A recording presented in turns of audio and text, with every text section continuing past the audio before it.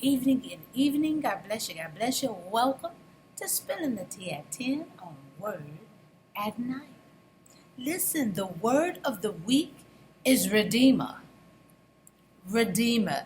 And we're going to go to that very famous scripture found in Job, chapter 19, starting at verse 25. Okay? Job 19, starting at verse 25. It says, "For I know that my Redeemer lives." I'm reading from the New King James Version, and it says, "For I know that my Redeemer lives, and he shall stand at last on the earth.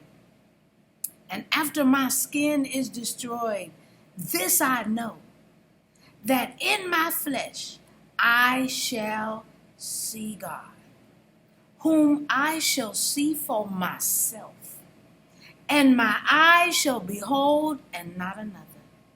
How my heart yearns within me. How my heart yearns within me."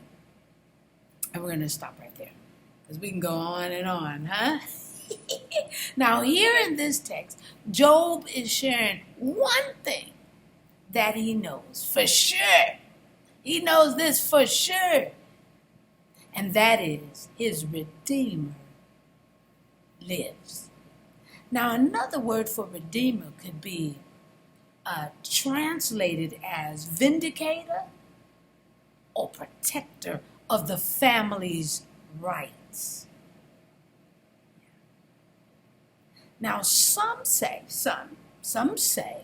that when Job said this, he wasn't talking about God, for he wanted one to plead to God on his behalf.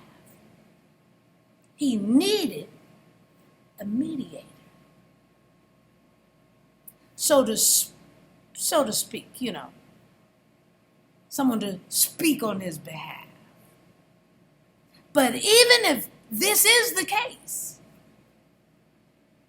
he got that request fulfilled in Jesus. We all did. Those of us who believe Jesus is our Savior, our Redeemer. I'm just spilling the tea at 10 on Word at Night while, you guessed it, sipping on my tea. Yeah. Let's pray. Gracious Father, we thank you for this day. We thank you for loving us the way you do. And we thank you for being our Redeemer. Yes, we will get to see you. We will understand it by and by. We will know who our Redeemer is. Because we do know this. Our Redeemer lives. He died on our behalf. He was buried and he rose again. Our Redeemer, Jesus, lives.